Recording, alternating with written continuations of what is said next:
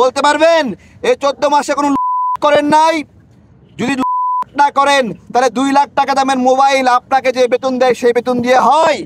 আপনি 20,000 টাকা দামের নাইকির ব্র্যান্ডের জুতা পরেন, আপনার বেতন দিয়ে কি সেটা হয়?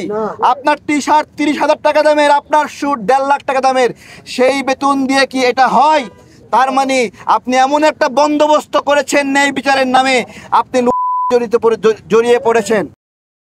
আমাদের স্পষ্ট কথা যে এই সকল উপদেষ্টারা যারা নির্বাচন করার খায়েশ জেগেছে, তার মানে তারা নিশ্চিত ওই পরিমাণ আখের গুছিয়েছে, ওই পরিমাণ আখের গোছানোর জন্য ও নির্বাচনের জন্য সাহস দেখাচ্ছে।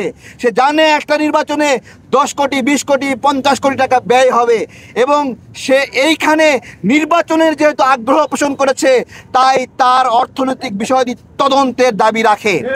এবং এই উপদেষ্টারা যারা নির্বাচনের আগ্রহ দেখিয়েছে তাদেরকে বহিষ্কার করতে হবে। তারা না থাকতে পারবে সরকারে, না করতে পারবে নির্বাচন। তাদের জন্য জায়গা হলো ওই কেরানীগঞ্জ এবং কাশিমপুর। কারণ তারা প্রতিশ্রুতি ভঙ্গ করছে, তারা শপথ ভঙ্গ করছে। উপদেষ্টাদের একটি স্বাভাবিক সামাজিক চুক্তি এবং রাজনৈতিক চুক্তি, তারা নির্বাচন আয়োজন করবেন, নির্বাচনে নিজেরাই প্রার্থী হবেন না। যেহেতু এই নিয়ম ভঙ্গ করেছেন, সেহেতু তাদের সম্পদের এখন দুদকে তদন্ত করতে হবে।